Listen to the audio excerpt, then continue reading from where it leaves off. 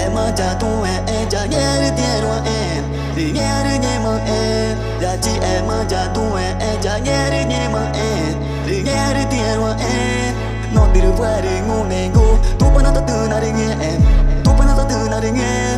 nó đi được về đi ngu này ngu đi tu bên nó từ nào đi nghe em đi tu bên nó từ nào đi nghe em chị em mà cha tu em cha nhớ đi